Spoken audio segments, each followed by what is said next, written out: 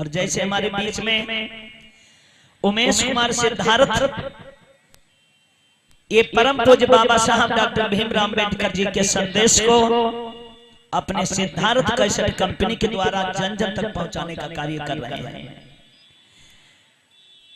क्यों? क्योंकि ये हमारा समाज कोरे कागज के समान की तरह रहा। इसमें अनेकों बहुजन समाज में जन्मे महापुरुष आए, समझाते रहे और समझाते समझाते दुनिया से चले गए। लेकिन हमारा समाज फिर भी आगे बढ़ने का नाम नहीं ले रहा है। कारण है क्या? कारण वही है कि जब तक कथा पंडाल में बैठते हैं तब तक कथा सुनते हैं, और कथा भी कौन से सुनते हैं? जहां देखते हैं कि कहां पे बढ़िया वाला ठुमका आएगा, मनोरंजन के तौर से। और इतनी बात याद रखें कि अगर मनोरंजन के रूप में अगर आप लोग कथा को सुन रहे हैं तो कुछ होने वाला नहीं है। फिर इससे तो बढ़िया कथाएं बंद करो, सीधे सीधे मरीरे दैया वाली नौटंकी लाओ, आनंद आ जाएगा एक रात में।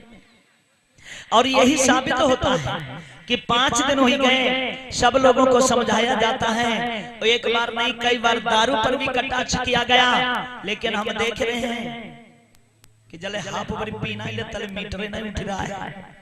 क्या फायदा? ऐसे अगर कथा सुनने और कथा कराने से हमारी नजर में कोई फायदा नहीं है। आपने सुना होगा कि गांधी के 3 बंदर, वो गांधी के बंदर नहीं है, वो बंदर जो 3 थे वो गांधी के नहीं, वो तथागत गौतम बुद्ध के 3 बंदर थे। वो गांधी ने चोरी की थी भगवान बुद्ध से। वो जो सिद्धांत है वो महात्मा गांधी के थे, महात्मा गांधी के नहीं है, वो बुद्ध का संदेश था। और वही मूल मंत्र हमारे समाज के ऊपर निर्भर करता है। कथा भी 2 तरीके से सुनी जाती है, एक तरीके से नहीं। एक कथा होती है पल्लू डार और एक कथा होती है पल्लू झार।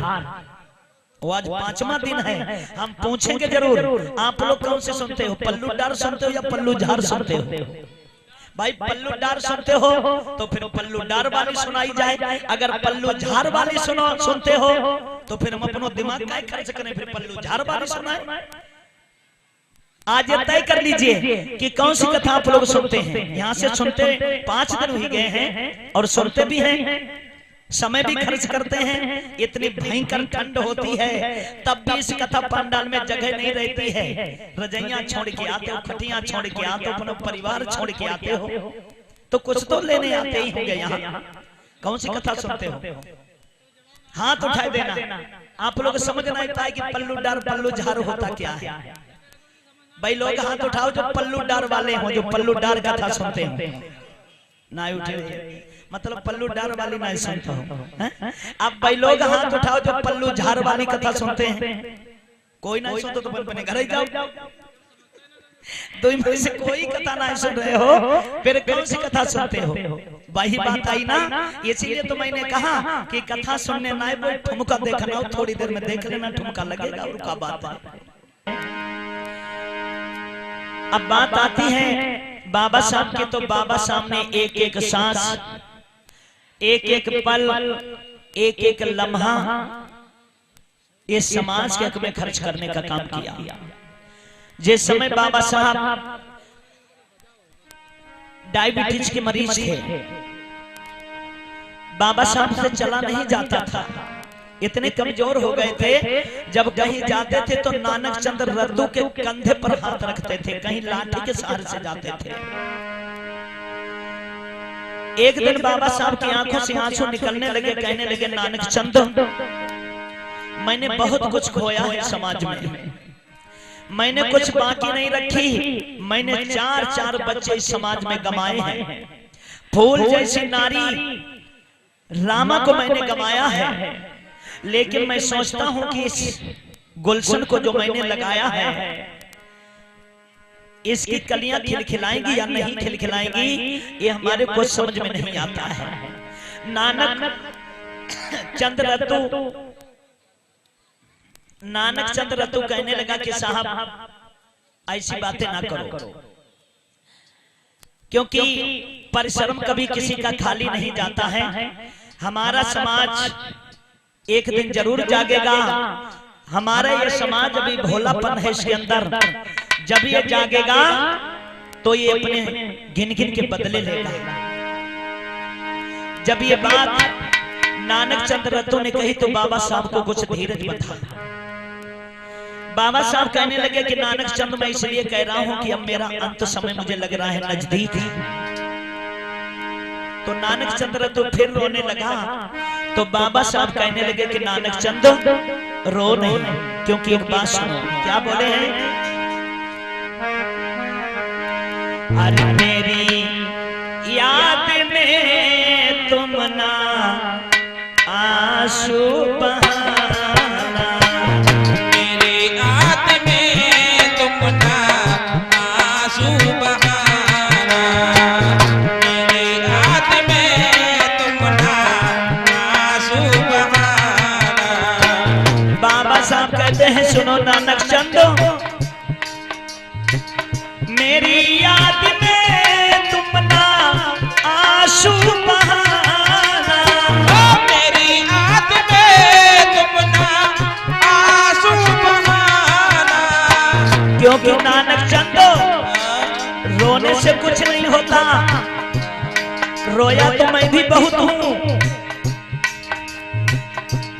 मेरी तुमसे रिक्वेस्ट है, दिया कारबां उसको आगे बढ़ाना, दिया कारबां उसको आगे बढ़ाना, दिया कारबां उसको आगे बढ़ाना।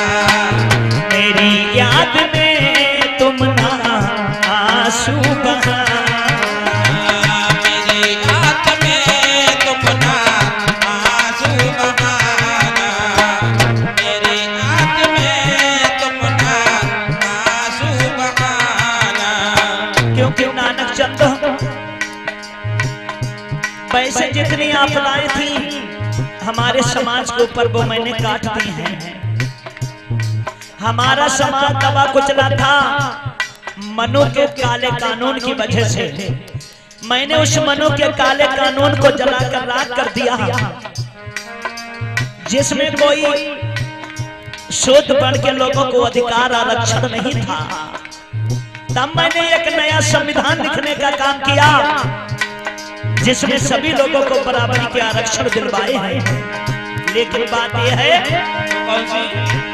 छोड़ के चला हूँ मिशन तेरे बल पे, छोड़ के चला हूँ मिशन तेरे बल पे, छोड़ के चला हूँ मिशन तेरे बल पे।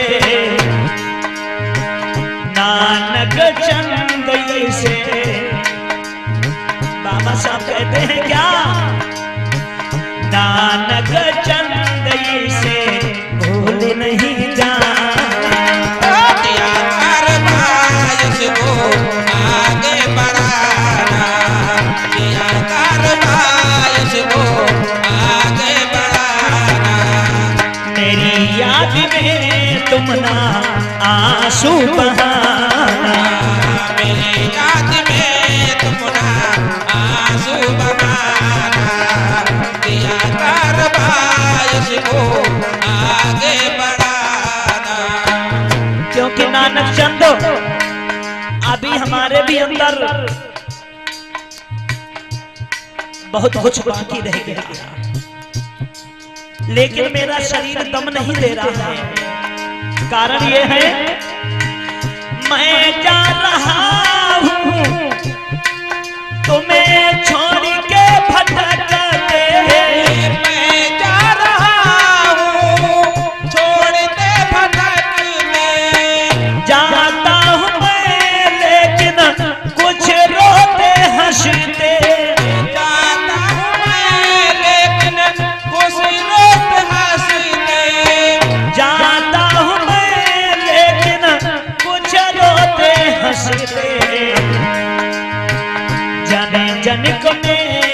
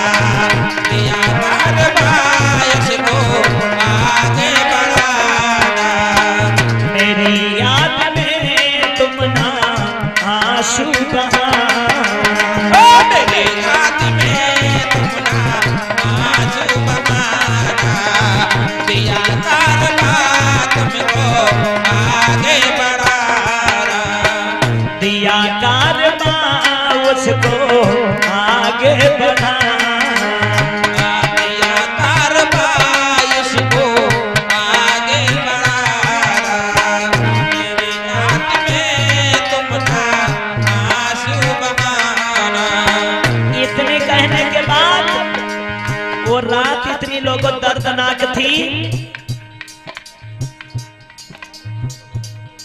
कि दोबारा बाबा साहब की